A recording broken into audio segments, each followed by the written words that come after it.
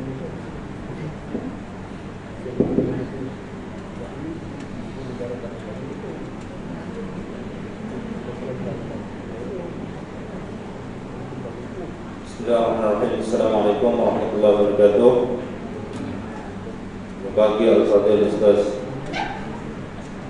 Tajudin Madani yang menyampaikan kuliah duha kita pada pagi ini, tuan-tuan dan puan-puan yang dirahmati Allah sekalian. Alhamdulillah kita dapat meluangkan masa pada pagi ini untuk mendengar kuliah ada bersoal jawab dengan kepada Ustaz. Jadi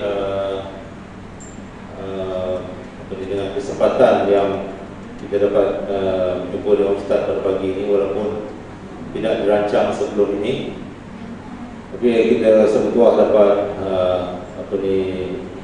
duduk dalam majlis ilmu bersama Ustaz, dan masa ini dah untuk kita bertanya soal jawab dengan Ustaz mengenai permasalahan yang kita hadapi dari segi permasalahan agama. Jadi saya minta pihak lelaki dapat ke depan sikit, dapat duduk ke depan, jadi nampak mantap sikit lah depannya, kosong. Yang wanita kalau nak naik atas boleh duduk di belakang saja.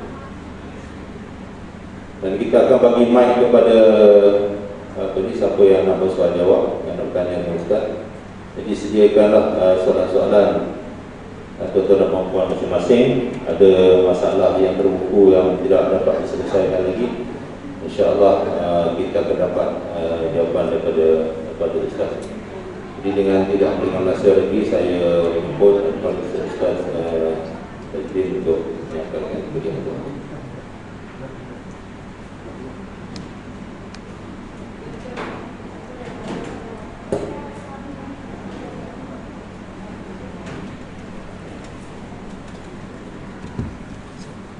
Boleh ke mic?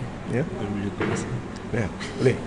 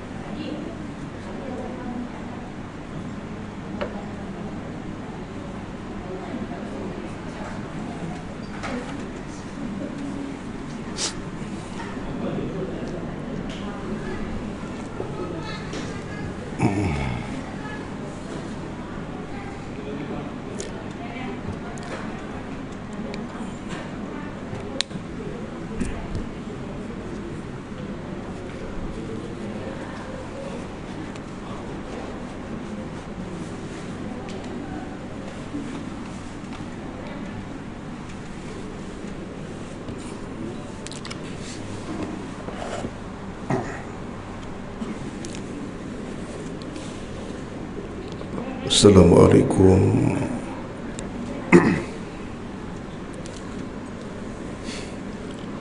warahmatullahi ta'ala wabarakatuh.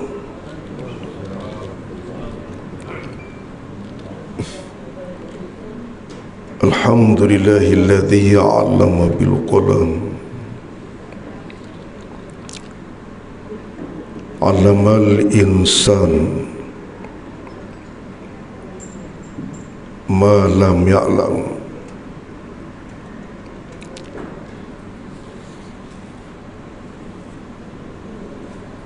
Asyhadu an la ilaha illallah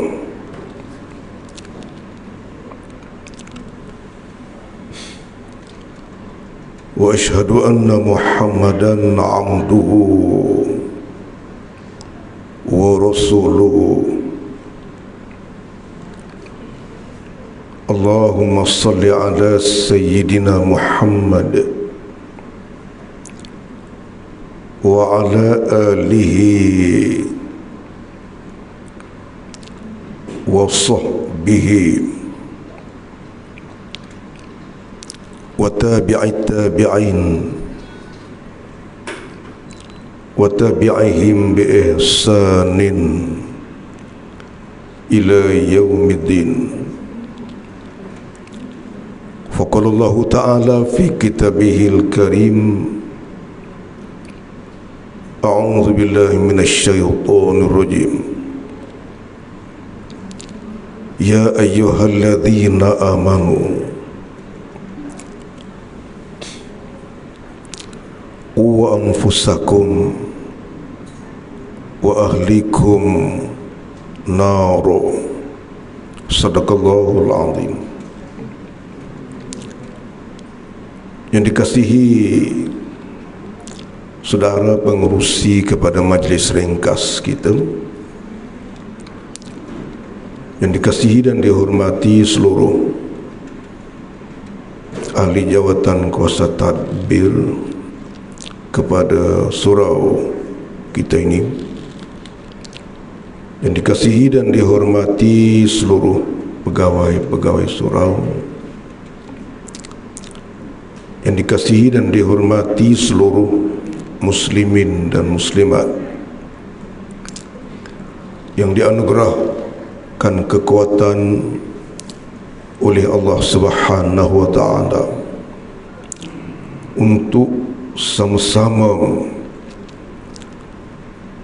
mengambil manfaat daripada kesempatan masa yang diizinkan oleh Allah kepada kita bersama. Saudara-saudara, kuliah kita yang sudah tak ingat bila yang lepas ya.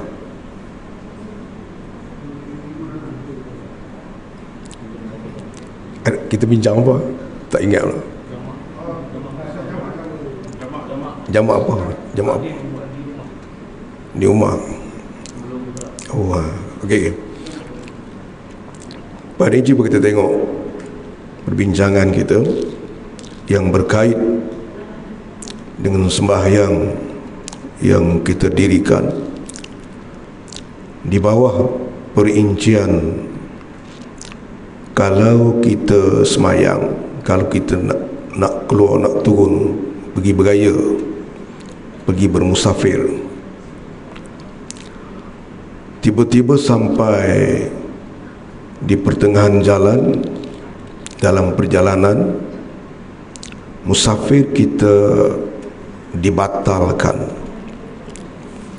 Jadi bagaimanakah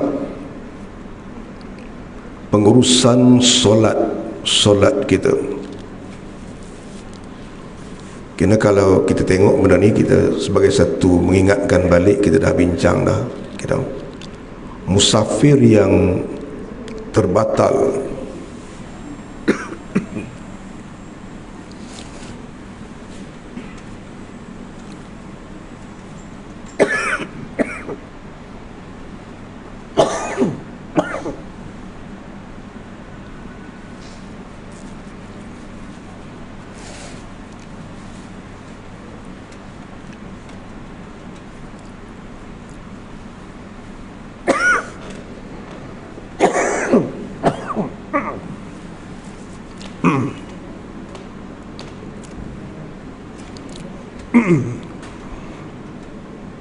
dia ada dua bahagi dalam masalah ni. Pertamanya,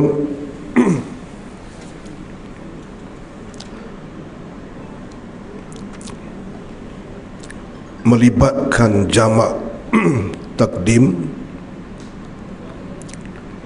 dan yang kedua melibatkan jamak ta'akhir.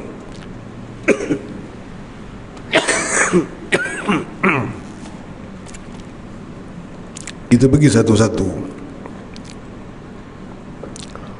Yang pertama melibatkan jamak takdim. Kita turun daripada rumah nak ke mana, Perlis contoh dia. Perlis dengan kita sini sudah tentu jauh, dah cukup 2 meralahnya. Di dalam perjalanan dia berlaku batal perjalanan, jadi perjalanan itu batal. Perjalanan batal ni dia melibatkan beberapa bahagi. Kita ambil sudut mana saja, nanti kita buka lah. Kenapa? Pertama, batal sebelum dua marhalah.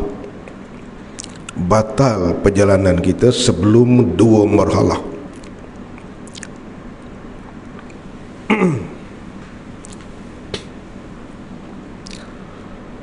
Yang kedua, perjalanan batal selepas melepasi dua marhalah.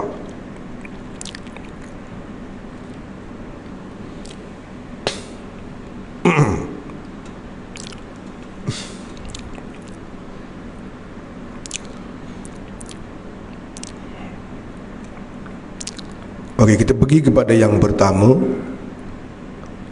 Perjalanan batal sebelum melepasi dua marhalah ini terbahagi kepada tiga bahagi. Satu, batal sebelum sembahyang didirikan.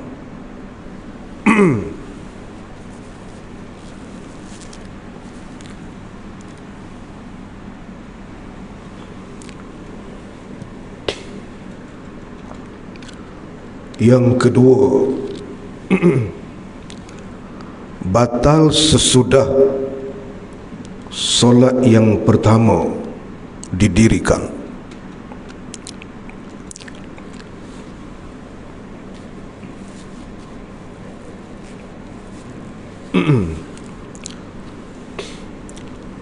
Yang ketiga, perjalanan batal selepas kedua-dua solat didirikan.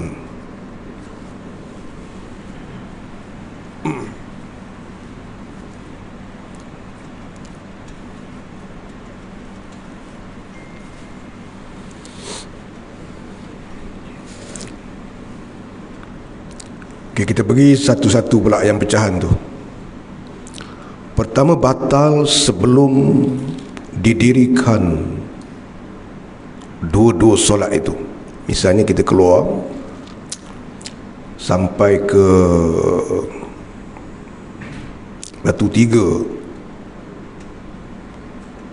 kira masuk mesej yang mengisyaratkan untuk kita tidak meneruskan musafir kita.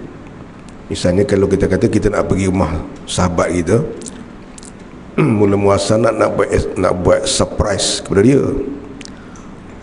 tak telefon dulu lah, tiba-tiba kita yang surprise.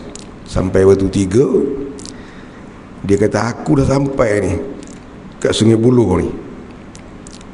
Jadi batal perjalanan sebelum melepasi dua marhalah dan sebelum didirikan kedua-dua sembahyang. Macam manakah pengurusan solat kita? Jadi kedua-dua solat kita tidak boleh kita jamakkan dan tidak boleh kita qasarkan. Kalau kita nak juga jamak dan qasar, teruskan perjalanan itu sehingga melepasi dua marhalah, walaupun dengan niat untuk menjamakkan solat. Jom kita lajak sampai ke Tanjung Malim, lepas bayang balik. Okey, boleh? Ya kan? Tu sambung perjalanan tu boleh. Tapi kalau tidak ada sambungan, batal perjalanan sebelum melepasi dua marhalah dengan perincian belum melakukan solat, tak boleh dijamak dan diqasarkan. Semayang zuhur sahaja, patah balik, nanti masuk asar, semayang asar semula, semayang asar pula. Itu yang pertama. Yang kedua, batal musafir di bawah perincian kurang daripada 2 marlah ini selepas kita selepas mendirikan solat yang pertama.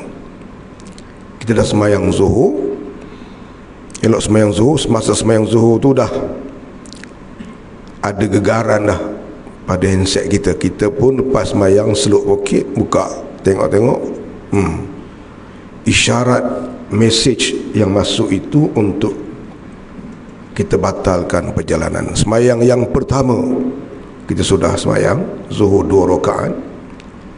Di semayang yang pertama kita sah, cuma kita tidak boleh meneruskan jamak kita. Kita tidak boleh menjamakkan dengan asa yang masih belum masuk itu. Nampak macam mana? Lepas kita balik, tunggu masuk waktu asar, barulah kita sembahyang asar. Okey. Batu 3 kita kata, kita sembahyang tu. Patah balik rumah, az-zuhur masuk pukul 1.30, patah sampai balik pukul 2.50. Zuhur kita dah qasar.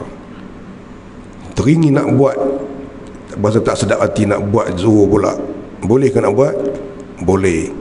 Kenapa? Boleh tak nak ulang sembahyang zuhur tu? Boleh. Apakah hukum pengulangan sunat? Apakah syarat pengulangan berjamaah? Kalau nak ulang seorang, tidak disunatkan. Kenapa? Boleh ulang, boleh. Status hukumnya sunat. Syarat pengulangan ialah berjamaah. Semayang tu nak jadi apa? Imam ke makmum? Imam pun boleh, makmum pun boleh. Semayang tu menjadi sunat, tidak menjadi wajib. Niat fardu. Itu kalau kita nak ulang. Yang ketiga, batal perjalanan selepas melaksanakan kedua-dua sembahyang, masih di bawah perincian sebelum melepasi 2 marhalah. Contoh yang sama, sampai batu 3 kita sembahyang di batu 3, jamakkan zuhur dengan asar serta qasarkan 2 zuhur dan 2 asar. Habis sembahyang zuhur, sembahyang asar. Habis sembahyang asar, buka telefon, tengok-tengok mesej itu mengisyaratkan untuk kita membatalkan perjalanan kita. Macam mana sembahyang kita? Kedua-dua sembahyang itu sudah sah. Zuhur pun sah, asar pun sudah sah. Zuhur masuk pukul 1.30, kita pun pusing balik sampai ke seksyen 20 kita ni pukul 2. Zuhur masih panjang, asar masih belum masuk. Tetapi sembahyang kita sudah dikira lepas. Sembahyang kita sudah dikira tertunai. Boleh ataupun tidak kita nak mengulangi sembahyang zuhur kita semula? Boleh. Apakah syaratnya? Macam tadi juga, boleh ulang. Hukum pengulangan itu adalah sunat. Syarat pengulangan itu ialah berjamaah. Boleh menjadi imam ataupun boleh menjadi makmum. Niat hendaklah fardu, walaupun hukum sembahyang itu menjadi sunat. Kemudian pukul 4.45 baru masuk asar. Kita misalnya Jadi Tok Bilal masuk asar, kita pun azan. Lepas azan, ikut suka kita nak semayang sunat asar pun tak apa, tak mau semayang pun tak apa. Kemudian kita tolong iqamahkan semayang tu. Ikut suka kita nak semayang tak apa. Lepas iqamat, keluar pun tak apa. Jangan tuan tengok apa pula Tok Bilal ni. Semayang kita sudah dianggap tertunai. Boleh ataupun tidak nak ulang, boleh. Syaratnya macam tadi juga. Boleh ulang, boleh. Apakah status hukum pengulangan? Sunat. Apakah syarat pengulangan itu? Berjamaah. Nak jadi apa? Ikut imam pun boleh, makmum pun boleh. Niat hendaklah sebagai fardu, walaupun hukum sembahyang itu menjadi sunat. Ini adalah pengurusan sembahyang di dalam musafir yang dibatalkan sebelum melepasi 2 marhalah. Bagaimanakah kalau musafir melepasi 2 marhalah? Yang ini tidak ada masalah. Musafir itu telah melepasi 2 marhalah. Sama ada kita mendapati berita untuk membatalkan, isyarat membatalkan musafir itu sebelum sembahyang yang pertama ataupun sesudah sembahyang yang pertama ataupun selepas melaksanakan kedua-dua sembahyang. Dalam perincian batal musafir selepas melepasi 2 marhalah, hukum dia sama. Sebab perjalanan itu sendiri sudah mencukupi untuk dilaksanakan solat-solat tersebut. Jadi kita berhenti situ dulu. Kita buka, siapa-siapa yang ada apa-apa soalan, walaupun asas perbincangan kita ialah di bawah perincian pengurusan sembahyang di dalam musafir yang dibatalkan ataupun yang terbatal. Tetapi sesi soal jawab ini kita buka kepada apa-apa juga soalan tuan-tuan, sahabat-sahabat yang dikasihi, sekadar kemampuan yang dianugerahkan oleh Allah Subhanahu Wa Taala kepada kita. Cuba kita sama-sama tengok bagaimanakah bentuk-bentuk penyelesaiannya. Silakan tuan-tuan, siapa-siapa yang ada apa-apa.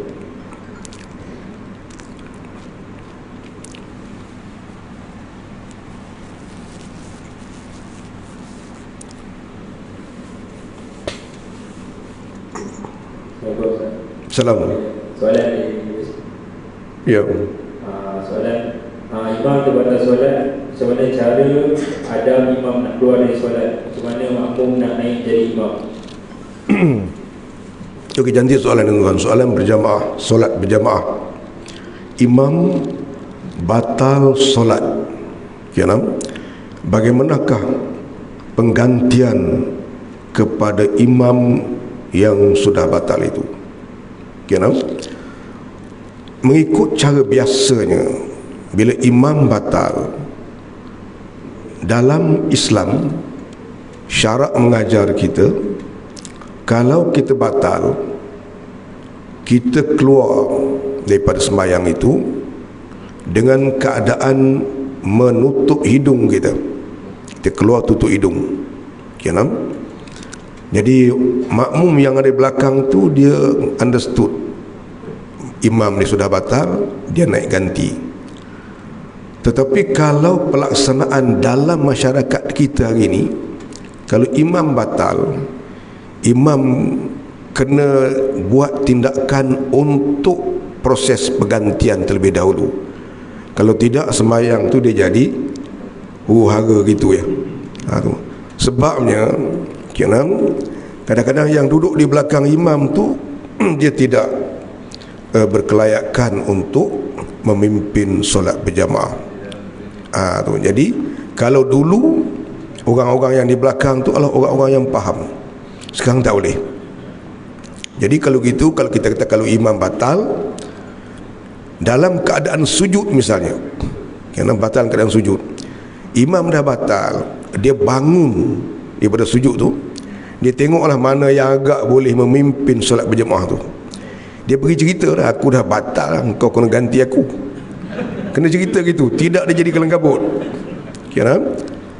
Kemudian cerita ke dia, kebetulan dia tanya, nak buat macam mana Pak Haji? Sembahyang tu tak batal sebab dia bercakap. Kerana ingat, dalam solat kalau kita terbercakap dengan perkataan yang sedikit berapa perkataan? 6. Kalau ditakdirkan lebih 2, 3 jadi 9 masih tak batal. Tu. Jadi bimbing dia, okey Mat, aku dah batal, engkau naik ganti aku. Tu kita buka mikrofon, pasang dekat dia, dia bangun, kita Allahu Akbar bangun. Kita kena duduk itu dulu. Ni baru sujud yang pertama Mat, kau bangun duduk di sujud, di antara sujud dia bangun. Sujud pula Mat, dia sujud. Bangun, dia bangun. Kemudian bawa dia sampai ke tempat imam. Katalah kita kata yang boleh ganti duduk di ujung sana tu. Yang di belakang ni semua yang tak boleh ganti. Kena pergi ujung sana. Bawa dia naik, bawa dia bilang 1, 1, 2, 1, 2, sampailah ke sini. Tu. Dah dia naik, kita keluar. Jangan teorinya begitu. Kalau imam batal, imam keluar, makmum ganti. Tapi pelaksanaan tak boleh. Dia tak jadi. Sebab kepahaman kita jauh daripada orang dahulu. Kerana jadi kena bimbing dulu. Tidak keluar-keluar mikrofon pula letak atas sejadah tu. Habis. Jadi orang yang macam Haji imam batal. Batal, okey, tengok siapa yang boleh ganti. Pergi dekat dia, cerita ke dia, buka mikrofon, pasang, bawa dia berjalan, ikut tapak 1, 2 berhenti, 1, 2 berhenti, 1, 2 berhenti, sampailah ke tempat imam. Lepas tu pergilah ambil wudu. Tu. Jadi kalau dalam keadaan sujud, kita pergi pada dia. Kalau dalam keadaan berdiri pun lebih mudah lah. Pergi kepada dia dulu, uruskan pergantian itu terlebih dahulu, kemudian barulah kita keluar. Itu cantik tu soalan tu. Ya.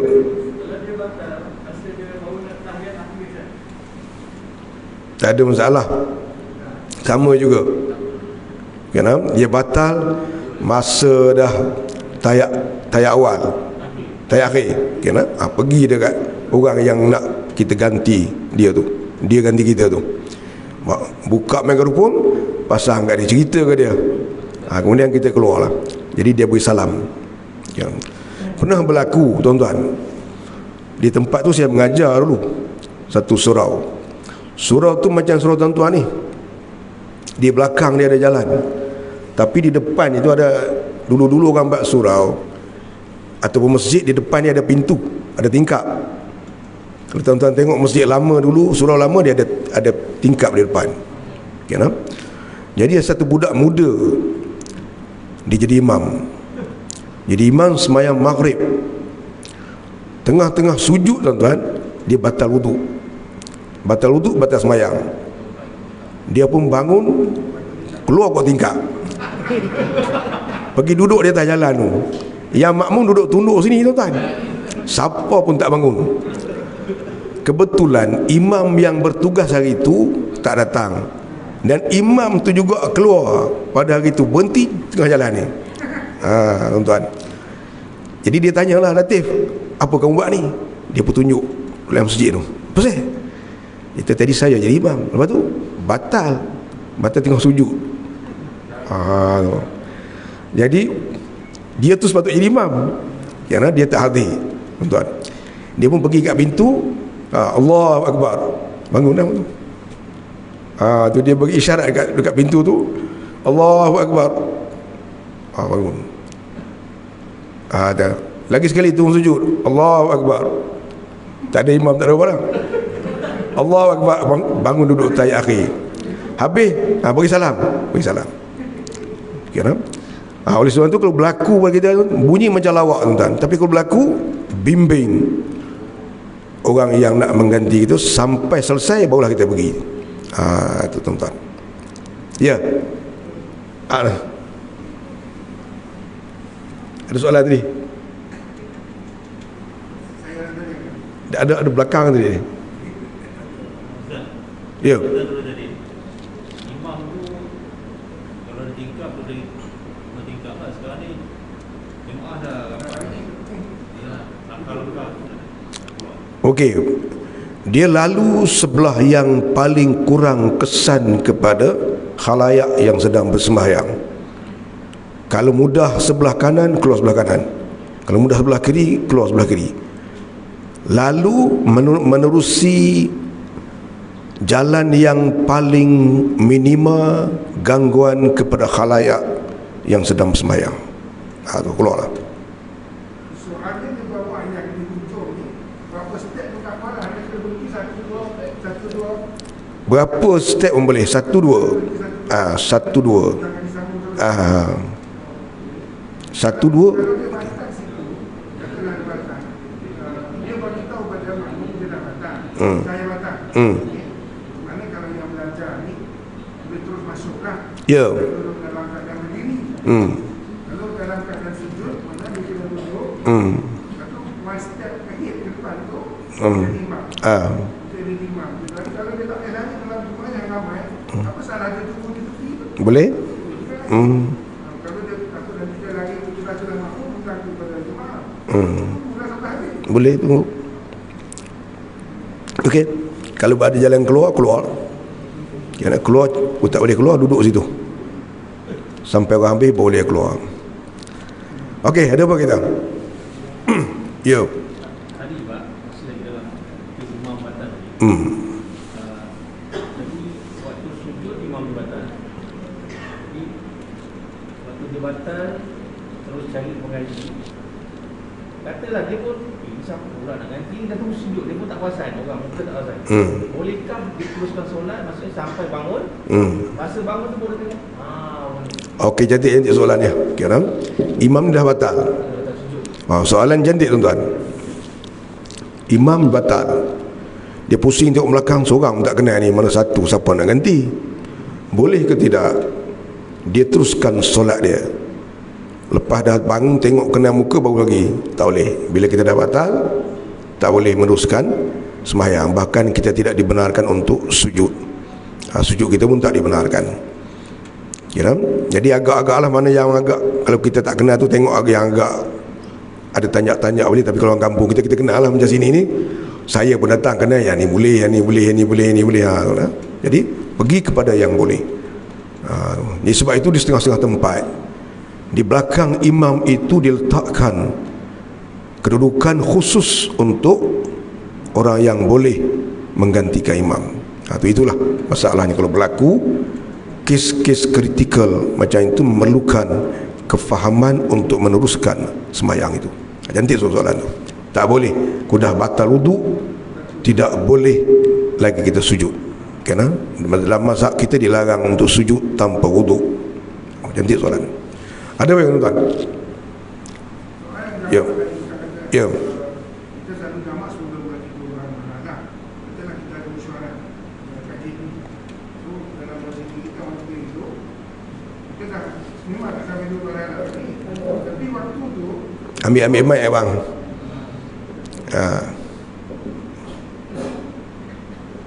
kita ada mesyuarat di KB. Okey. Daripada syarat ini kita dah tolak menghadap kepada Rahim lah. Ya. Jadi sebelum zuhur memang kita tak sembahyang lah. Waktu zuhur masuk, baru kita solat.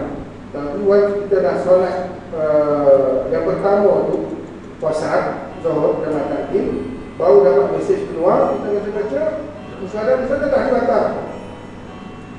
Kita dah solat dah ni. Puasa zuhur. Ya. Jadi adakah kita boleh solat puasa asar atau kena patah balik, atau just kita nak ambilkan panggilan yang Allah bagi rukhsah tu terus pergi ke Melaka ke apa untuk dapat jamaah puasa. Okey, cantik soalan.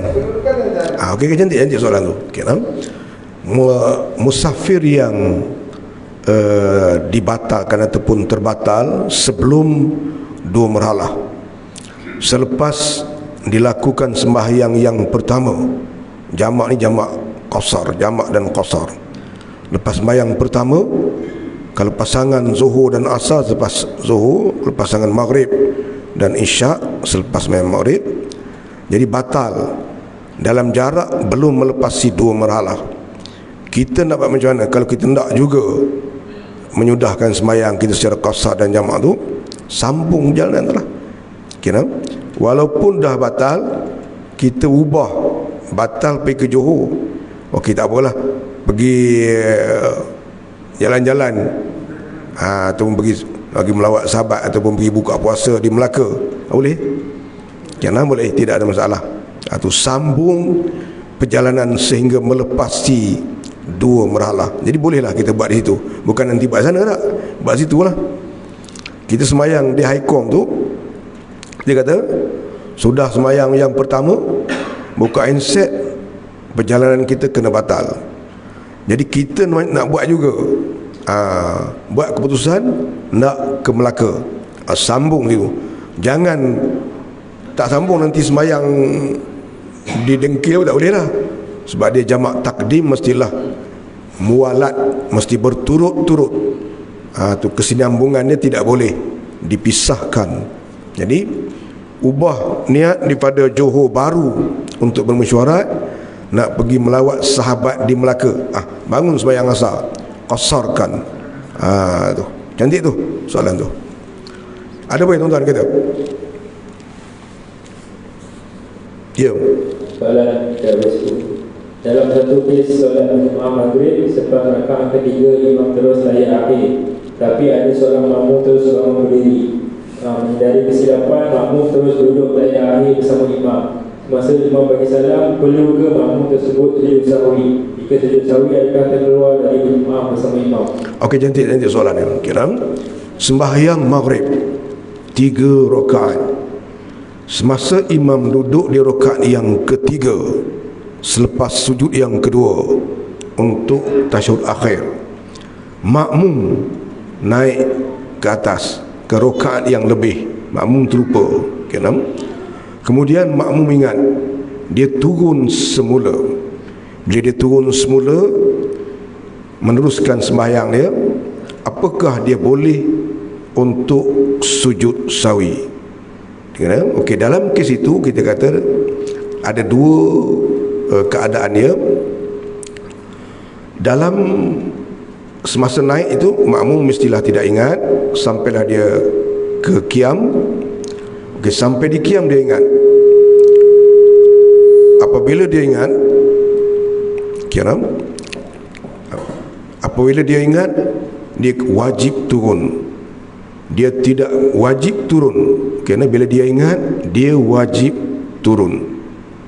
Kalau tidak turun, batal sembahyang dia.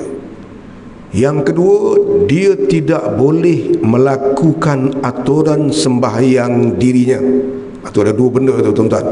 Kira satu, dia wajib turun, dia tak boleh duduk situ, dia wajib turun. Yang kedua, dia tidak boleh melakukan aturan sembahyang dirinya. Jadi apa dia aturan sembahyang dirinya tu? Satu, membaca Fatihah, dia tak boleh. Kalau dia baca ataupun habiskan ayat Al-Fatihah yang dia dah baca dah, tak apa, kita nak habis sikit ni, ada sikit dah, batal sembahyang. Yang kedua, dia tidak boleh ruku', tak boleh rukuk. Yang ketiga, dia tidak boleh i'tidal. Yang keempat, dia tidak boleh sujud. Yang kelima, dia tidak boleh bangun dudukan tidur sujud. Yang keenam, dia tidak boleh sujud yang kedua. Jadi itu pantang dia. Satu, dia tidak boleh duduk dah di qiyam. Yang kedua, dia tidak boleh melakukan aturan sembahyang dirinya. Dia turun tu jangan dirokok dulu, jangan disujud, kena turun terus. Bahkan takbir pun tidak disunatkan. Turun terus kepada tasyahud akhir, turun terus kepada tempat keberadaan imam itu. Imam di tasyahud akhir, turun terus ke tasyahud akhir. Kemudian membaca tasyahud akhir. Selepas membaca tasyahud akhir, dia boleh sujud sawi. Sujud sawi, apa hukum sujud sawi? Sujud sawi apa hukum dia? Okey, kalau tuan-tuan jawab sunat lagu tu, kalau periksa markah tu dapat, tapi 5/100. Kira jadi sujud sawi dia ada 3 hukum. Tu sujud sawi ni ada 3 hukum. Kira sunat kalau dia sembahyang seorang diri. Ingat tu, kalau kita sembahyang seorang diri, melakukan salah satu daripada perkara yang disunatkan sujud sawi, kita sembahyang seorang, sunat sujud sawi. Tu ingat tu. Yang kedua, kalau kita sebagai imam, misalnya kita melakukan kesilapan, sunat sujud sawi asalnya kalau orang tu sembahyang seorang. Tapi kalau kita jadi imam, kita melakukan kesilapan yang disunatkan sujud sawi, di atas nama imam itu kita kena buat suatu pertimbangan, buat satu perkiraan. Kalau aku sujud ni agak-agak di belakang makmum tu huru-hara ke tidak? Kalau kita beranggapan dengan kita sujud sawi itu makmum sudah jadi huru-hara, sebahagiannya mungkin batal solat, maka aula tidak sujud sawi. Macam mana contohnya? Kita katalah di dalam tasyahud, di dalam tasyahud akhir kita tertinggal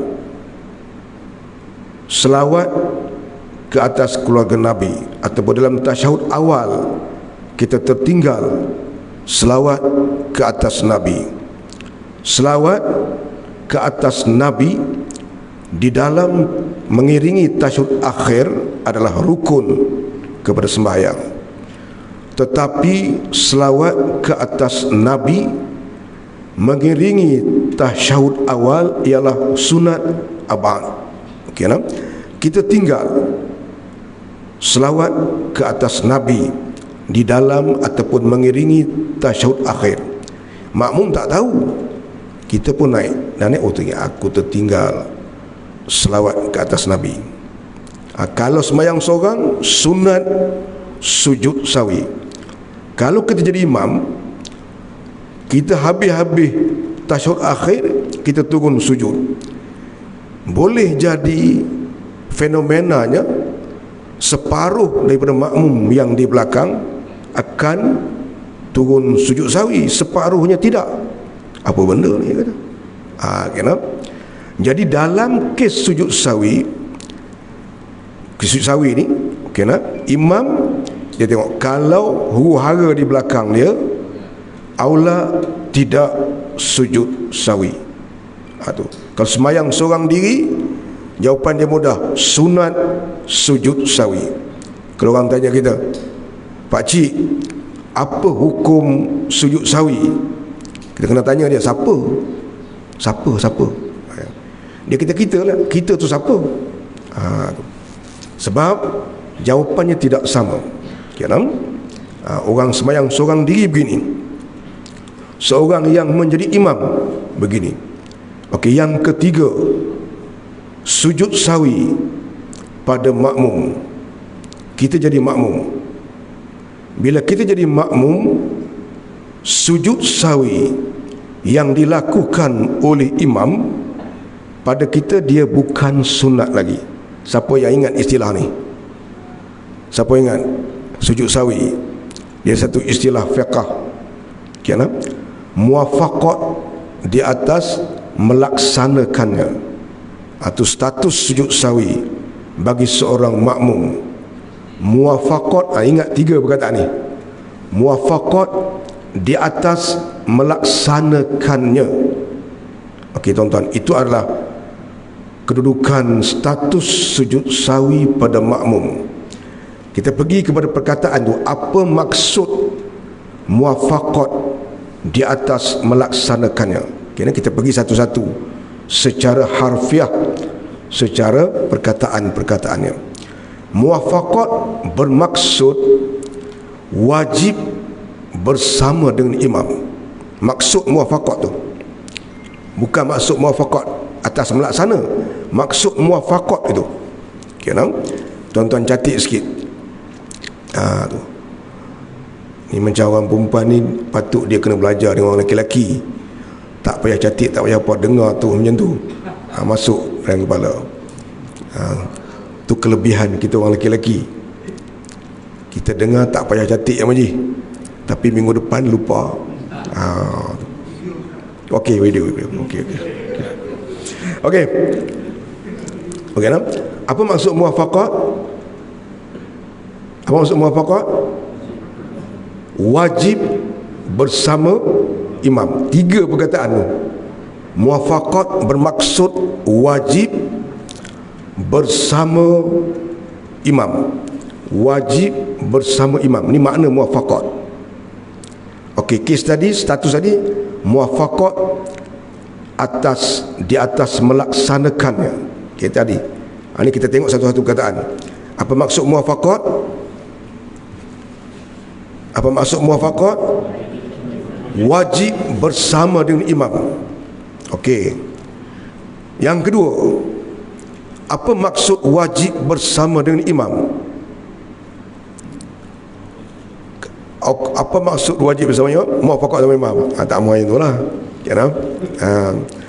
Apa maksud muwafaqat? Muwafaqat maksud wajib bersama imam. Apa maksud wajib bersama imam? Kalau tidak bersama imam, bukan buat, jangan libatkan buat tak buat lagi.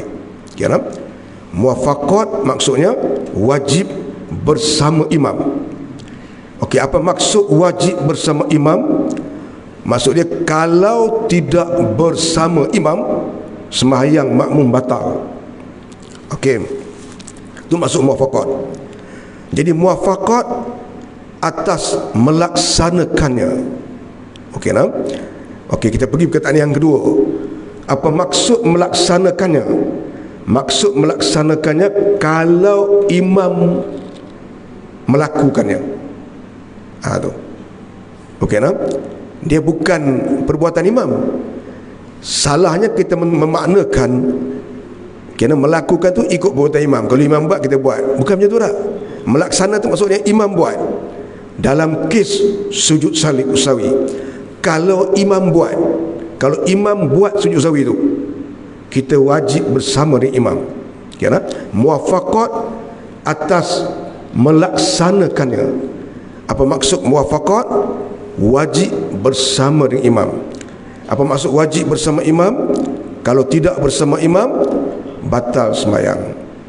Apa yang sama dengan imam? Kalau imam melaksanakannya. Maksudnya kalau imam buat sujud sawi itu, kita mesti melakukannya. Tapi kalau imam tak buat, dia tak muwafaqat. Sebab dia muwafaqat atas melaksanakannya saja, bukan di atas, bukan muwafaqat mutlak. Kalau muwafaqat mutlak, kalau imam buat, kita kena buat. Kalau imam tinggal, kita kena tinggal. Ni dia muwafaqat di atas melaksanakan saja. Kalau imam melaksanakan, kita tidak ada pilihan, kita mesti kena laksanakan. Kalau kita tak laksanakan, sembahyang kita batal. Jadi Abang Haji dia tinggal selawat ke atas Nabi, mengiringi tasyahud awal, sunat abad kalau sembahyang seorang diri.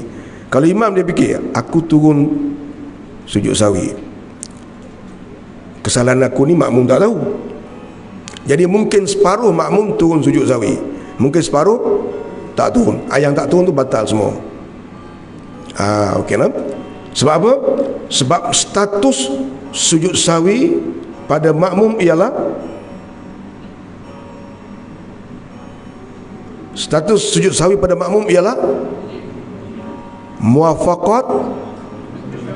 muwafaqat atas melaksanakannya. Okey, dalam kes tadi dan soalan tadi, kalau kita sebagai makmum nak buat sujud sawi, imam tak buat, yang tu tak ada masalah. Sebab dia tak ada ikatan bila imam tak buat. Ikatannya kalau imam buat, kita tidak boleh menolak untuk tidak buat. Tapi kalau kita melaksanakan kena satu kesilapan, kita kata tertinggal, kita makmum tertinggal selawat ke atas Nabi, mengiringi tahiyat awal, imam tak sujud sawi, kita boleh, sebab kita tidak perlu muwafaqat pada imam yang meninggalkan. Kita perlu muwafaqat kalau imam melaksanakannya. Okey, boleh faham? Jangan terjemahkan melaksana tu buat. Ikut perbuatan imam, ikut perbuatan. Kalau dia tinggal, kita tinggal. Kalau dia buat, kita buat. Bukan, atas laksanakan saja. Itu status sujud sawi. Jadi apakah hukum sujud sawi? 3. Orang yang sembahyang seorang diri, sunat. Imam, sunat. Tetapi kalau memikirkan makmum bermasalah di belakang, afdal, tinggal. Makmum muwafaqat di atas melaksanakannya. Apa maksud muwafaqat? Wajib bersama imam. Apa maksud wajib bersama imam? Kalau tidak bersama imam, batal solat. Apa maksud melaksanakan? Kalau imam buat benda tu. Tu. Jadi wajib bersama imam kalau imam buat benda tu. Kalau imam tak buat, wajib tak? Tak wajib kita bersama dengan dia. Mana kalau imam tak buat, kita buat boleh tak? Kalau imam tak buat, kita buat boleh tak? Boleh. Sebab dia tidak mengikat perbuatan imam meninggalkan. Tapi kalau perbuatan imam melaksanakan, yang tu dia ikat kita. Okay, tak? Okey, nanti soalan tu. Ya. Ya. Bagaimana kalau saya kata imam ni dia merasakan yang dia perlu sujud sawi, padahal dari segi makmum, imam solat sempurna, dia tak ada apa. Dia tetap kena muwafaqat je. Dia kena. Kalau dia tak turun, dia batal. Contoh, kita ambil sembahyang subuh, imam meninggalkan kunut, makmum baca kunut. Tu kira sembahyang subuh, Abang Haji dia jadi imam, dia tinggalkan kunut. Kita baca kunut, kemudian kita turun dapatkan imam. Syarat kalau imam tinggalkan kunut, sebab kunut ni dia lain pula pesen dia tak sama dengan sujud sawi dah. Kira muwafaqat ni ada 4 dalam solat. Satu tadi tu ialah sujud sawi, muwafaqat atas melaksanakannya. Okey, kita sama dengan imam di qiyam, kemudian imam ruku', kita ruku', kemudian imam i'tidal, kita i'tidal, kemudian imam turun terus ke sujud yang pertama, tak baca kunut, kita baca kunut. Kita baca kunut. Okey, dapat kunut kita sebelum tertinggal 2 rukun panjang pendek. Atau sebelum tertinggal 2 rukun panjang pendek, kita kena sudahkan kunut kita. Jadi kita di i'tidal, imam turun pada sujud, 1 rukun. Imam naik kepada duduk antara sujud, 2 rukun. Jangan bagi imam turun kepada sujud yang kedua, batal sembahyang kita. Sebab kita tidak boleh tertinggal daripada imam lebih daripada 2 rukun kalau tidak diunsurkan. Kalau diunsurkan boleh sehingga 5 rukun yang dipanggil 3 rukun. Tu. Jadi kita kata imam tinggal kunut, kita tak tinggal. Kemudian selepas sama-sama baca tasyahud akhir, imam turun sujud sawi. Kita duk ingat kita baca kunut, imam tak baca. Jadi imam turun ke sujud sawi, kita relax, tak turun, kita tunggu, sembahyang kita batal. Ingat tu. Sebab dia status kunut pada makmum ialah muwafaqat atas melaksanakan. Cantik tu soalan tu. Ya. Untuk kes tadi, kalau kita solat di masjid dilarang dia tak baca kunut dalam subuh. Kita pun ikut tak baca. Tapi kita faham dalam mazhab kita, benda tu ditutuplah kan. Sama kan? Ya.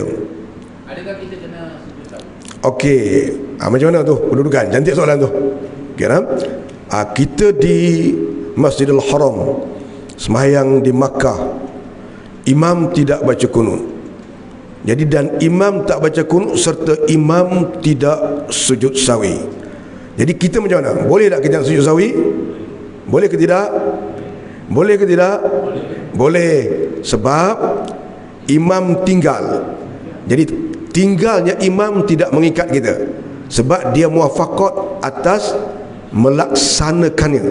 Dia bukan muwafaqat atas tinggal, ataupun dia bukan muwafaqat mutlak. Okay, dia hanya muwafaqat di atas melaksanakannya. Kalau imam sujud sawi, yang tu yang mengikat kita. Kalau imam tidak sujud sawi, kita nak sujud tak apa. Tu. Okay, cantik tu soalan tu. Tak boleh. Tak boleh teh, batal sembahyang kita. Sembahyang kita batal. Dia sembahyang subuh memang dia tak mau baca doa kunut. Memang dia ada kepada asal memang tak mau. Apa dia dah sampai sembahyang, dia terus makmum pun subhanallah subhanallah. Dia pun banyak lepas tu memang tak bagi sujud sawi. Batal. Bukan imam tu kan. Imam batal. Pasal niat nak test makmum. Dia kata ada sorif yang memalingkan sembahyang. Sorif yang memalingkan sembahyang. Sorif itu apa dia? Ada benda yang mengubah maksud ataupun tujuan sembahyang kita. Jadi tujuan sembahyang kita nak buat surprise. Orang tua kita nak buat express dekat makmum. Kesudahnya sembahyang makmum sah, sembahyang kita batal. Kerana batal bukan kerana tak tinggalkan kunut, batal kerana niat pelaksanaan itu sudah berubah. Cantik tu soalan tu. Ya. Tapi kalau imam tu tak baca kunut sebab dia nak cepat, sebab dia nak ketut, lepas tu dia sujud sawi, kita ikut tak? Okey, kalau dia sujud sawi, kita mesti sujud sawi. Ingat tu. Kerana sujud sawi ni kalau dia imam sujud, kita tinggal ke kita tak tinggal ke, kita apa ke kita tak apa, kita mesti kena sujud. Kalau kita tak sujud, sembahyang kita batal.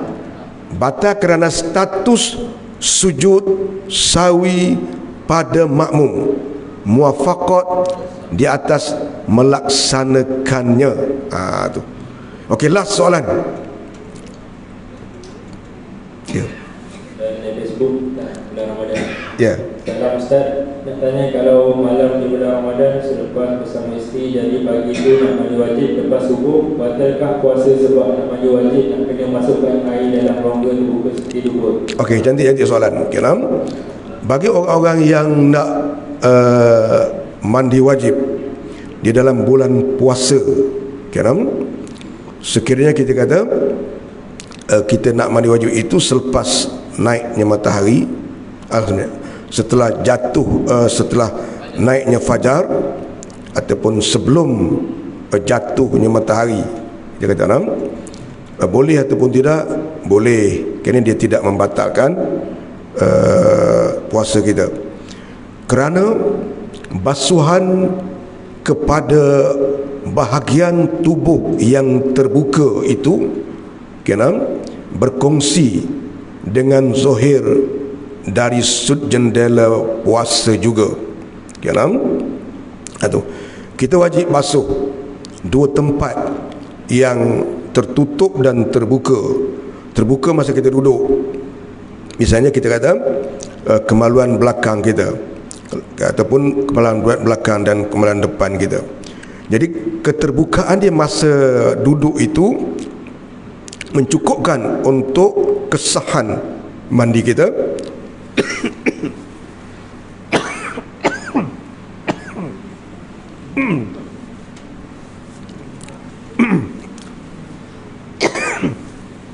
Dan sampainya air ke tempat yang terbuka itu dianggap sampainya ke bahagian anggota zahir dari sudut puasa. Jadi puasa berkongsi situ.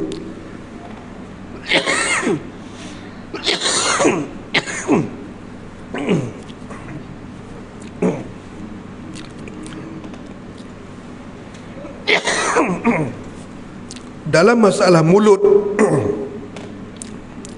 puasa, mulut kita dianggap anggota zahir. Sebab tu kalau kita masukkan rokok dalam mulut tak batal, tapi jangan dicucuh lah. Kenapa? Kita masukkan ubat jantung di bawah lidah, dianggap meresap melalui anggota zahir, tidak membatalkan puasa kita. Tetapi dalam hal wudu, mulut dianggap anggota batin.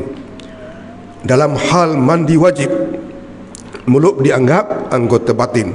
Jadi kita mandi wajib tidak perlu basuh dalam mulut kerana dia adalah anggota batin. Okey, Ram? Tapi kita kata kalau kemaluan depan belakang kita, keadaan terbuka itu mencukupi untuk wudu, dan keadaan terbuka itu juga tidak membatalkan puasa kita. Jadi puasa kita tu sah. Kita boleh mandi selepas naiknya fajar untuk menunaikan sembahyang subuh, tidak membatalkan puasa kita. Cantik soalan tu. Sekali itulah pertemuan kita pada pagi ini. Semoga Allah mengira pertemuan kita adalah pertemuan fisabilillah yang memberatkan timbangan kita semasa kita dibangkitkan di lembah mahsyar, tuan-tuan. A'udzubillahi minasyaitonirrajim. Bismillahirrahmanirrahim. Alhamdulillahi rabbil alamin. Hamdan yuwafi ni'amahu wa yukafi mazidah. Ya Rabbana lakal hamdu kama yanbaghi li jalali wajhika wa 'azim sultanik. Allahumma aftah 'alaina futuhal 'arifin warzuqna fahman nabiyyin wa faqihna fid din wa 'allimna ta'wil. Allahumma anzil rahmatan wa maghfiratan wa sakinatan wa mawaddatan wa barakatan wa nasratan wa quwwatan wa hidayatan alaina jami'an wa ala kulli ashabina min jami'il muslimina wal muslimat wal mu'minina wal mu'minat al ahya'i minhum wal amwat bi rahmatika ya arhamar rahimin. Wa sallallahu ala sayyidina Muhammad walhamdulillahi rabbil alamin. Taqabbalallahu minkum.